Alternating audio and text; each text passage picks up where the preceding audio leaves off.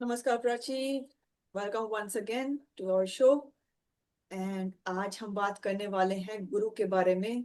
और गुरु सबसे मेन सबसे बड़ा प्लेनेट माना जाता है और उसका महत्व भी हिंदू ट्रेडिशंस में सबसे ऊंचा है। हम कुछ भी स्टार्ट करते हैं तो सबसे पहले शायद गुरुवे नमः करके स्टार्ट करते हैं। आप क्या बोलना चाहेंगे गुरु के बारे में, इस प्लेनेट के बारे में? ये क्या लेके आता है हमारी जिंदगी में? अ, आप शुरू कीजिए Prachi. Thank you, Namrata. Yes, Jupiter is the most benefic planet in our planetary system. कहते हैं कि जिस पर जुपिटर की कृपा है उस पर दूसरे प्लैनेट्स का अगर नेगेटिव इम्पैक्ट भी है तो जुपिटर की कृपा से वो जो नेगेटिव इफेक्ट्स है वो कहीं ना कहीं थोड़े से कम हो जाते हैं। तो Jupiter is definitely the most beautiful and most auspicious planet in our chart. तो अगर जुपिटर का हम रिलेशनशिप या वैसे देखें तो जुपिटर है सारे गुरु।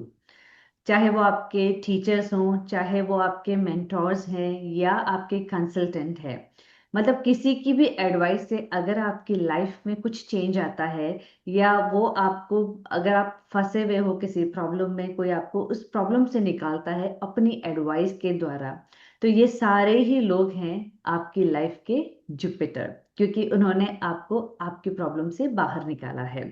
चाहे वो ज्ञान के अंधेरे से बाहर निकाला है या प्रॉब्लम से बाहर निकाला है, तो जुपिटर उनको रिप्रेजेंट करता है। इसके अलावा होता है जुपिटर आपका धर्म, कि क्या सही है क्या गलत है, वो जो समझ है वो जुपिटर की ही देन है।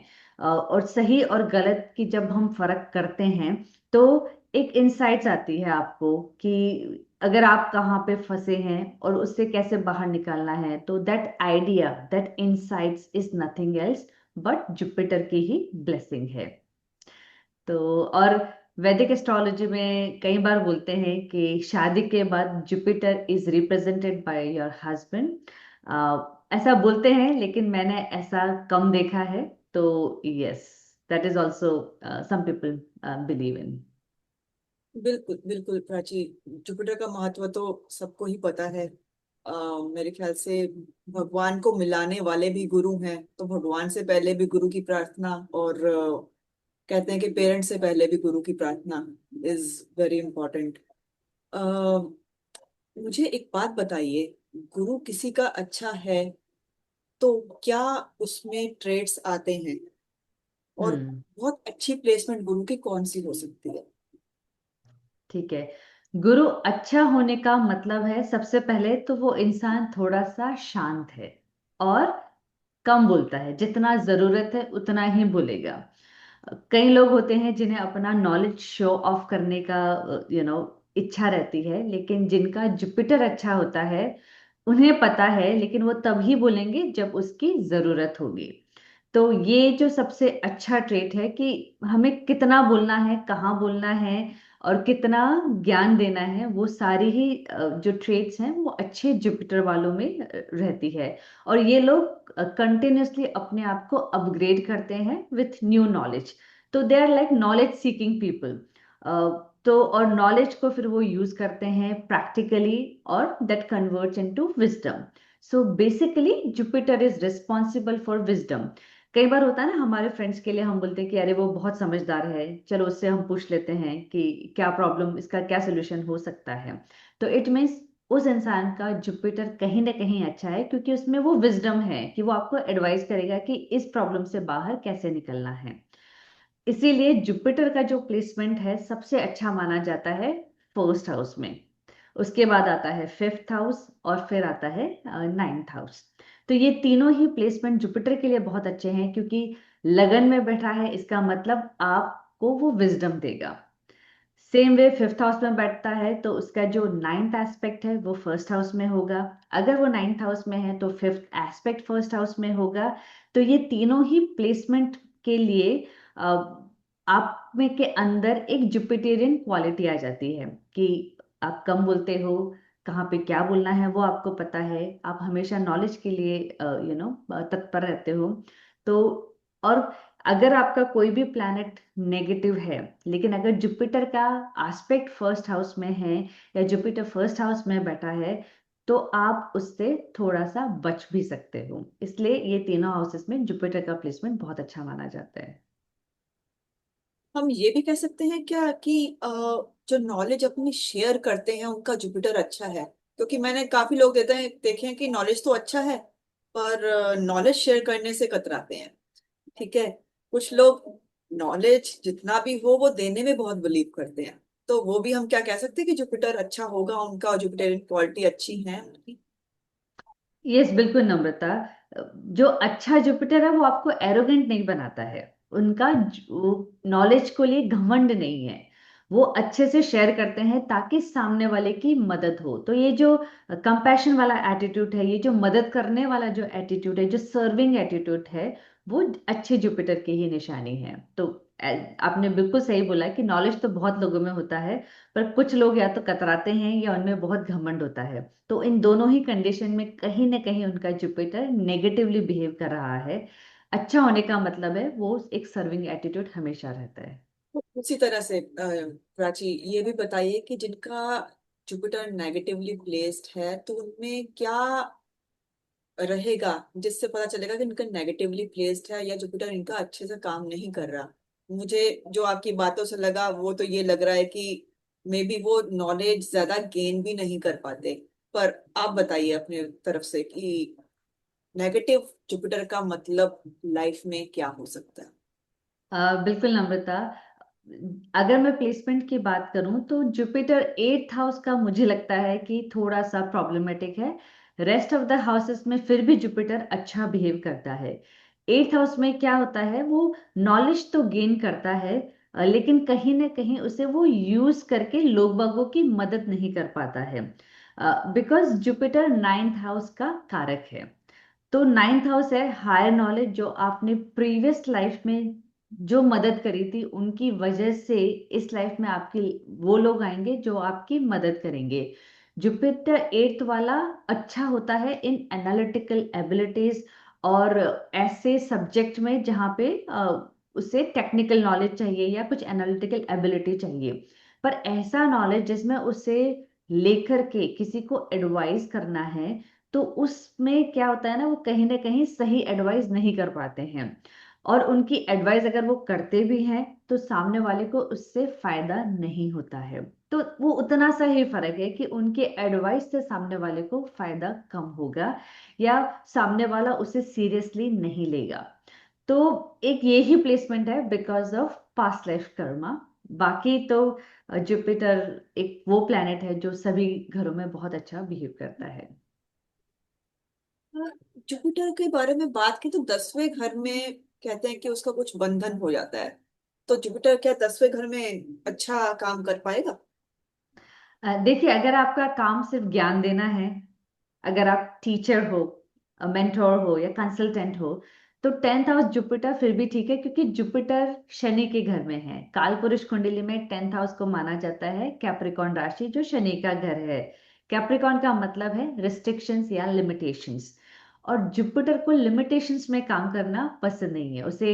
अब नॉलेज की तो कोई लिमिटेशंस होती नहीं है। तो अगर वो ऐसे प्रोफेशन में है जहां पर उसे बहुत काम करना है, तो वो थोड़ा सा रिस्ट्रिक्टेड फील कर सकता है। लेकिन अगर आप प्रोफेसर हो या किसी ऐसे प्रोफेशन में हो जहां पे आपको ज्ञान देना है, तो वहां पर फिर भी टेंथ हाउस का जुपिटर अच्छा काम करता है। ठीक है प्राची, ये तो अच्छी बात कह दी आपने। और जो एग्जॉल्टेशन और डेबिलिटेशन है जुपिटर की, वो कैसे काम करती है? और क्यों ऐसा भी माना गया कि आजकल डेबिलिटेशन जो है ज्यादा मैटर नहीं करता? पर फॉर एग्जाम्पल आप ही बताइए कि जुपिटर अपनी तरफ से अच्छा काम और बुरा काम एज पर डेबिलिटेशन और एग्जॉल्टेशन कैसे कर पाएगा? हाँ, जैसे अभी हमने बात करी कि टेंथ हाउस में जुपिटर रेस्ट्रिक्टेड फील करता है, सेम वे टेंथ राशि जो कैप्रिकॉन राशि है उसमें जुपिटर को डेबिलिटेटेड माना जाता है, because of the same reason कि उसे रिस्ट्रिक्शन फील हो रहे हैं। और जुपिटर प्लैनेट है एक्सपेंशन का। तो जैसा कि हमारी एस्ट्रोलॉजी में है कि जिस भी प्लैनेट पे जुपिटर का एस्पेक्ट होगा वो एक्सपैंड करेगा। अगर पैसे के हाउस में उसका वो है एस्पेक्ट, तो वो पैसा एक्सपैंड करता है। तो एक एक्सपेंसिव प्लैनेट को अगर आप एक रेस्ट्रिक्शन वाली राशि में डाल देंगे तो वो कहीं ना कहीं थोड़ा सा अनकंफर्टेबल हो जाता है। लेकिन मैंने देखा है कि बहुत सारे लोग, अगर आप ये डिसाइड कर लो कि हाँ मुझे इतना ही काम करना है, अगर आप में ये समझ है कि इस नॉलेज से मेरा इतना काम हो जाएगा, तो ये फिर भी डेबिलेटेड वाला जुपिटर अच्छा काम कर सकता है। सेम वे जुपिटर एग्जॉल्टेड होता है कैंसर राशि में। कैंसर का जो एनवायरनमेंट है वो बहुत ही फर्टाइल एनवायरनमेंट है, क्योंकि मून का राशि है, तो बहुत फर्टाइल एनवायरनमेंट है। और जब हम नॉलेज लेते हैं तो नॉलेज की जब हम बात करेंगे तो सबसे पहले हमें नॉलेज या किसने दिया है, तो हमें नॉलेज देती है हमारी माँ। Mother is the first person, वो हमें सिखाती है मॉरल वैल्यूज कि सही क्या है, गलत क्या है। इसीलिए 0 to 7 की जो एज होती है उसमें माँ की इम्पोर्टेंस ज्यादा होती है, because mother is the first teacher. तो जुपिटर मदर के घर में है, तो अब वो मदरली क्वालिटीज लेगा अपने आप में। वो फर्स्ट थिंग है। जो उसका एनवायरनमेंट है विच इज वेरी फर्टाइल, वो नॉलेज को गेन कर सकता है, उसके लिए कोई रिस्ट्रिक्शंस नहीं है। और ये सब गेन करके इवेंचुअली आपको क्या मिलेगा? पीस मिलती है। when you have knowledge, when you have wisdom, what the ultimate gain? That is peace. वो घर भी कौन सा है? वो घर भी है फोर्थ हाउस का, विच इज पीस का हाउस। फोर्थ हाउस का घर जो है वो also it's a learning house. तो जुपिटर को काम करना नहीं पसंद, जुपिटर की जो इच्छा है वो कंटिन्यूअस लर्निंग की होती है। तो learning, motherly quality and fertile environment, इन तीनों ही रीजन की वजह से Jupiter is very comfortable in Cancer राशि। प्राची, जुपिटर का योग हर प्लेनेट के साथ बनता है, मुझे पता है, हर किसी का अलग महत्व है। लेकिन एक जो योग है वो बहुत लोग बोल के डराते हैं, जिसको कहते हैं कि गुरु चंडाल योग। तो गुरु चंडाल योग के बारे में आपका क्या कहना है? क्या ये अच्छा है, क्या ये बुरा है? जिनकी मतलब हॉरोस्कोप में ये वाला योग है, वो कैसे इसको ठीक कर सकते हैं? इसके बारे में कुछ बताइए। हाँ, यस। अगर देखा जाए तो जुपिटर के दो योग बहुत फेमस है। पहला है गज केसरी योग जो जुपिटर और मून के बीच में बनता है, और दूसरा है जुपिटर और राहु का योग जिसे बोलते हैं गुरु चंडाल योग। अगर जुपिटर और मून के योग जिसे हम गज केसरी योग बोलते हैं, तो moon is your subconscious mind और योर इमोशंस। तो उसको जब जुपिटर का विजडम मिल जाता है तो सबकॉन्शियसली आप अच्छे से बिहेव कर सकते हो, क्योंकि आपके जो भी थॉट प्रोसेस है, जो भी एक्शन है, that is because of your subconscious mind. तो जुपिटर की ब्लेसिंग से आपका जो सबकॉन्शियस माइंड है वो पॉजिटिव थॉट प्रोसेस पे काम करता है। इसीलिए इस योग को बहुत अच्छा माना जाता है। जैसा कि आपने बोला है कि दूसरा योग जिसे जो गुरु चंडाल योग बोलते हैं, जो जुपिटर और राहु के बीच में बनता है, वो बहुत खराब माना जाता है। वो सेम रीजन के लिए कि राहु जो प्लैनेट है वो किसी की सुनता नहीं है, वो प्लैनेट है लिमिटलेस। तो वो उस प्लैनेट की जो क्वालिटी है वो जुपिटर की क्वालिटीज के ऑपोजिट है। क्योंकि राहु को न मॉरल वैल्यू से मतलब है, न और किसी चीज से। उसे चाहिए expansion, limitless expansion. But Jupiter की जो काम करने का तरीका है वो मॉरल वैल्यूज पे काम करता है। तो ये जो लोग हैं जुपिटर और राहु वाले कॉम्बिनेशन वाले लोग, ये लोग नॉलेज सीकिंग के लिए सारे लिमिट्स क्रॉस कर देते हैं। They have this obsession of gaining knowledge, जो एक तरह से अच्छा है, लेकिन उस नॉलेज का कई बार या तो ये गलत यूज करते हैं या उसका शो ऑफ करते हैं। ठीक है। तो अगर आपका नॉलेज का ऑब्सेशन है, सिर्फ आप उस पार्ट को लें इस योग के जो कि बहुत अच्छा है, लेकिन जब उसे यूज करना है तो थोड़ा सा ठहर के, थोड़ा सा सोच कर, मॉरल वैल्यूज के ग्राउंड पे अगर उस नॉलेज को यूज करेंगे, तो ये जो योग है, जो बदनाम है, ये आपकी लाइफ में एक ब्लेसिंग की तरह भी काम कर सकता है। तो नॉलेज का सही यूज करना है और उसको शो ऑफ नहीं करना है, कि अपना नॉलेज यूज करके किसी के लिए गलत चीजें नहीं करनी है। तो अगर ये चीजें वो इंसान ध्यान रखेगा, तो गुरु चंडाल योग will become a very beautiful yoga in someone's kundali. ठीक है प्राची, जो गज केसरी योग है, मैंने ये भी सुना है कि उनको धोखा बहुत मिलता है लाइफ में। मे बी बिकॉज वो पॉजिटिव इतना सोचते हैं कि नेगेटिव की Yes. तरफ देख ही नहीं पाते और बिलीव कर लेते हैं लाइफ में किसी के ऊपर भी। तो जी। ये बहुत अच्छा योग होते हुए भी मेरे ख्याल से कुछ तो बोलता है कि थोड़े से प्रॉस एंड कॉन्स देख के ही डिसीजन कोई लेना चाहिए, या फिर किसी पार्टनरशिप में जाना चाहिए, या फिर कुछ आगे any agreement that you do. क्योंकि इसमें मैंने धोखा भी बहुत देखा है, कुछ लोगों पे तो देखा है मैंने। तो ये मानना ठीक रहेगा ना? बिल्कुल नम्रता, क्योंकि इनकी जो सोच है ना वो बहुत पॉजिटिव होती है। उन्हें अच्छा उन और बहुत पॉजिटिव होते हैं कि नहीं, मेरी लाइफ में सब अच्छा होगा। तो इस तरह से क्या होता है, जब आप खुद अच्छे होते हो आपको ऐसा लगता है कि सामने वाला भी उतना ही अच्छा है। तो ये किसी भी चीज को बिना चेक किए बिलीव कर लेते हैं। तो आपने बिल्कुल सही बोला है कि इनकी लाइफ में धोखा हो सकता है। तो अपनी अच्छाई तो रखें ही, लेकिन साथ में जब भी पार्टनरशिप में जाना है या और किसी डिसीजन में जाना है जिसमें सामने वाले का इन्वॉल्वमेंट है, तो अगर किसी थर्ड पर्सन से ये लोग एडवाइस लेंगे तो इनके लिए ये योग एक ब्लेसिंग की तरह काम भी करता है। तो it's a blessing, but then थोड़ा सा आप ध्यान से इस योग में यूज कीजिए इसे। और प्राची, आप क्या बता सकते हैं जुपिटर के बारे में? कौन सी रेमेडी की जा सकती है जिससे लोग जो हैं जुपिटर का अच्छे से यूज कर पाए और विजडम ला पाए अपनी जिंदगी में, अपनी जिंदगी में धर्म को ला पाए, ट्रेडिशंस को फॉलो कर पाए? क्या कर सकते हैं जिससे उनकी लाइफ स्मूथली चले with Jupiterial wisdom? Yes, good question Navrata. देखिए, जुपिटर की जो ब्लेसिंग है वो तो हमें पता ही है। तो उसकी ब्लेसिंग आप पर बनी रहे उसके लिए सबसे पहले तो है कि अपने जो भी गुरुज हैं या टीचर्स हैं या मेंटोर्स हैं उनको पूरा रेस्पेक्ट दें, क्योंकि वो अपने हिसाब से आपका भला ही चाहते हैं। हो सकता है कि उस वक्त आपको ठीक ना लगे, लेकिन इन द लॉन्ग रन उनकी एडवाइस आपके लिए हमेशा अच्छा ही काम करेगी। तो गुरु और मेंटोर्स का रेस्पेक्ट करना है, that is first thing. Second thing, जितने भी बड़े लोग हैं उनका भी रेस्पेक्ट करना है, क्योंकि वो कहीं ना कहीं आपको एडवाइस करते हैं। तो बड़ों का रेस्पेक्ट करें। फिर अपनी मॉरल वैल्यूज पे थोड़ा सा ध्यान रखना है। ऐसा नहीं कि अरे मुझे कोई देख नहीं रहा है तो मैं ये काम कर सकता हूँ। तो ये होता है ना कि भले कोई देखे ना देखे, आपकी अपनी एक मॉरल वैल्यूज होती हैं, तो उन वैल्यूज पे अड़े रहें।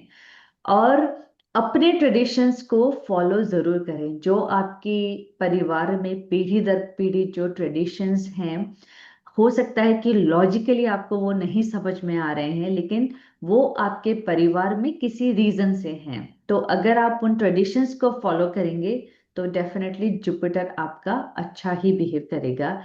लास्ट आता है कि जब किसी को एडवाइस करें तो उसमें अपना मतलब ना ढूंढें। एडवाइस सही करनी है, क्योंकि कोई अगर आपसे पूछ रहा है तो वो आप पे बहुत ट्रस्ट करके पूछ रहा है। तो वो ट्रस्ट नहीं टूटना चाहिए कि आपने अपने मतलब के लिए उसे कुछ भी एडवाइस कर दिया और उसकी वजह से उसका नुकसान हो गया। तो अगर गलत एडवाइस करेंगे तो जुपिटर आपका कहीं ना कहीं वीक होगा। तो एडवाइस हमेशा सही करनी है। तो ये छोटी छोटी रेमेडीज हैं जिसमें बिहेवियरल चेंजेस जरूरी हैं, और ये सब करके आप अपना जुपिटर स्ट्रेंथन बहुत आसानी से कर सकते हो। Thank you Prachi, today's session had been very insightful. And आप हमारे लिए गुरु ही हैं जो इतना कुछ बता रहे हैं सारे प्लैनेट्स के बारे में। Thank you so much for joining us again and enlightening us. Thank you so much. Thank you Namrata. और मैं बिल्कुल दिल से चाहती हूँ कि आप पे, हम पे, सब पे जुपिटर की ब्लेसिंग हमेशा बनी रहे, और इसी तरह से हम अपने व्यूअर्स के साथ अपनी नॉलेज शेयर करते रहें। तो थैंक यू सो मच।